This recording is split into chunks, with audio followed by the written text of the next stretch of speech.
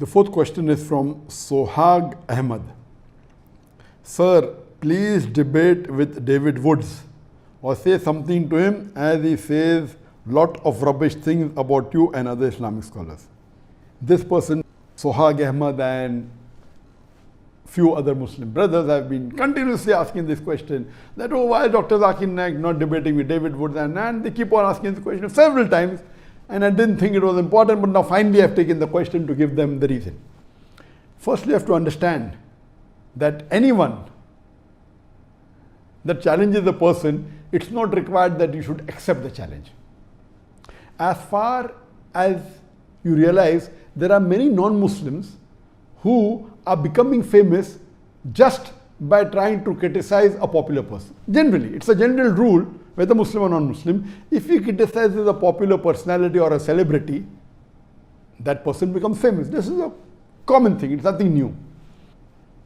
So because of that, David Woods is one of the Christians who has spoken against me and spoken against some of the other Muslim scholars and tries to challenge them. Why I have not accepted such challenges? The reason is that first of all, we should not give publicity to such people. That is the reason I didn't want to answer this question. Then I thought of answering the question without taking the name of David Woods. If you go to David Woods' YouTube, you find that he has spoken against me, and those videos that made against me gets views more than 1 million or close to 1 million. So we are giving him free publicity. There was a time when I was involved in the Dawah in my initial stages in the early 90s, and when internet was new. In the mid-90s, internet was new, and when I went to America in the mid-90s, one of the first sites that was against Muslims was Answering Islam, and the person who used to run this site was Joshin Katz. And that time we were new in the field of Dawah, and when anyone wrote against Islam, I used to go out of the way and reply to them. Anyone wrote against me, I used to reply to them. And then I realized the moment we reply to them, you have another 10 counter questions. So what we realized, that my positive work is being stopped. If really that question is a logical question or a question that deserves a reply, should be replied. But these frivolous arguments, at that time when I was new, I told Joshin Katz that, okay, do you want to debate with me? You're writing against Islam. He said, do you think I'm a fool to debate with Dr. ZakirNaik? That was his reply. So if you see in the initial stages of my Dawah in the late 90s, in the early 2000s, I had many debates. And then I realized that debating is not the best, it should be done when required. But better is to talk about, give lectures on similarities between Islam and Christianity, similarities between Islam and Hinduism. But when required, yes. And one of the best debaters in the world, you know, was Sheikh Ahmad Didat. But then we realized that there were people who started challenging me. And one such person was from USA again. I'll tell you his name. Sam Shamoon. And when I went to Chicago, I met him. He said, oh, I want to debate with you. I said, send your guru. And then I had a debate with his guru, Dr. William Campbell.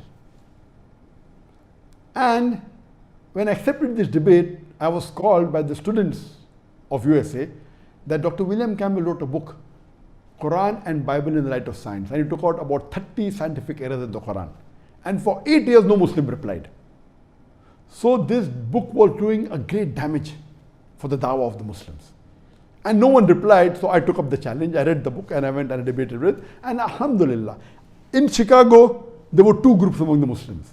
One group was against the debate. What is this? No one replied. And now this Zakir, who is this young man coming from India? How will he reply? So half the Muslims were against the debate and half the Muslims were for. Alhamdulillah, the debate took place in Chicago and Allah's help was there. Allah's mercy was there, and it was a very successful debate. So much so that after that, alhamdulillah, William Campbell, who got a doctorate in writing a book against Islam, mashallah, it lost its popularity. Later on, then I made a policy that after my videos started becoming popular, then I had a rule. I will only debate with those people who are popular. Then we realized that those people who are not popular started challenging to become popular. And I'll give you a very good example. You know Sheikh Ahmad Didat, he debated with Jimmy Swaggart. And Jimmy Swaggart at that time was one of the most popular televangelists. He was multiple times more popular than Sheikh Ahmad Deedat. Many people told him, don't go, he will chew you and spit you. But Alhamdulillah, Sheikh Ahmad Deedat had the help of Allah and he gave a knockout to Jimmy Swaggart. We have another example, he debated with Anis Furosh. Anis Furosh wasn't known at all. But when Anis Furosh debated with Sheikh Ahmad Deedat, Alhamdulillah, won him lock, stock and barrel, but Anis Furosh became popular.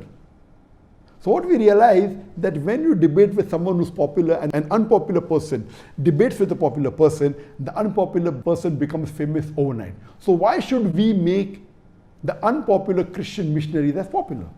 So then I had a policy that anyone wants to debate with me should minimum have at least 2% of the audience that I have in my largest gathering. And earlier I said that anyone who can gather 10,000 people individually for a lecture, I will debate him. After that, there was a middle person who requested me to debate with Sri Ravi Shankar. And you know, Sri Ravi Shankar is one of the most famous Hindu preachers in the world. One of the most. It comes in number 1, 2 and 3. And he has a large following. He has a audience of 20,000, 50,000, alhamdulillah. I accepted the challenge and we had a debate in year 2006 in January in his hometown Bangalore. And Allah's help was that it was a very successful debate. The topic was concept of God in Hinduism and Islam in the light of sacred scriptures. Since 2006, there are many people who challenge me for a debate. And when anyone challenges me, I say that I don't waste my time. There are hundreds of people who address large audiences. They're very popular. And my largest gathering that I have given a lecture is previously was in Kerala, then it was in Kishanganj, Bihar, where more than 1 million people attended. So 2% of 1 million is 20,000. So my criteria was I would not mind debating any non-Muslim on any topic of comparative religion as long as he can gather minimum 20,000 people for his live lecture. Not a conference. In conferences there are 20, 30 speakers. They might not have come for him particularly. So if a person gives a solo lecture and if he can get audience of 20,000 people live, not on the YouTube, not on the Facebook, 20,000 live sitting, then I don't mind debating him. And what I'm asking is not something which is difficult. There are hundreds of Hindu preachers in India who have audiences more than 20,000. There are hundreds of Christian missionaries who have audiences more than 20,000. So I tell, if people like Sam Shamoon or people like David Woods want to have a debate, let them become popular. Why do they want to ride on my bandwagon? And if you can't get that gathering, only thing you have to do is convince with your material any other Christian preacher. There are many. Franklin Graham is there, Billy Graham is there, Morris Cerullo is there. There are many. There are 100 speakers that I know in Christianity who have given live lectures to more than 20,000 people. What you have to do is catch one of them and convince them that your material against me is logical and give it to them. I will have a debate with them. Why should I make you famous overnight? I heard 1 or 2 of his videos that ZakirNaik is a joke. It is. What he's talking is rubbish. But the moment I reply to him, he becomes famous. That's the reason I was avoiding handling this question, because now the moment I take the name of David Woods, most of the people hearing me tonight may not be aware of David Woods. A small percentage maybe. They will go and check. He will become famous. And let me tell you, there are many other people. There was a Dai by the name of Muhammad Hijab. And he came to meet me in Malaysia last year. And he's a fan of mine. He's a good Dai. He personally had a debate with David Woods. I have not seen the video. I was supposed to watch. But some of my colleagues saw it. And they told that Brother Muhammad Hijab, he gave David Woods a knockout. So when others can do the job, why should I waste my time? That's the reason previously we used to reply on the internet. Now we don't. Because the moment you reply, they'll give a counter reply and your work of positive dawah suffers. So that's the reason anyone who wants to debate me, this criteria is there. Give it to a celebrity, give it to a famous personality. He will not be a fool to debate with me. Today, if someone gives $1 million to Shri Ravi Shankar, he will never agree to have a debate with me again. He knows that. Even if you give $2 million to him, he will not. Because he's a celebrity. He will lose his following. And he already lost many people in that debate who are his followers, who called him God. They accepted Islam. So that's the reason I request David Wood to convince any of these 100 Christian missionaries who are popular, who can have audience of more than 20,000. Convince them. If he cannot convince them, why does he want to have a debate with him? When he cannot convince his own Christian brother that the material of his is enough to answer my lectures, why is he wasting his time? These people are only riding on the popularity of other people. Otherwise, he is unknown. And I request the Muslim brothers, please don't waste your time. Please don't waste your time. The person who asked me this question should have, in fact, known that Brother Muhammad Hijab, he had a debate with him and I already answered him. So why should you make David Wood popular?